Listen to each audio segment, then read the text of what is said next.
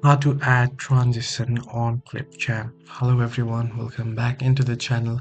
In this video today, I'll guide you through the steps on how you can add transition on ClipChamp. Well, the process itself is actually pretty simple and pretty easy, so let me guide you through this video. In order to add transition on ClipChamp, it is pretty simple.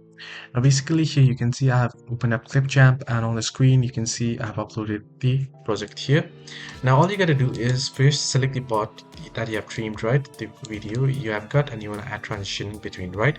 So drag your mouse in the between the part on the part that you have or that the clip is split on. So here if I drag it here, you can see you'll find add transition option. Tap on add transition.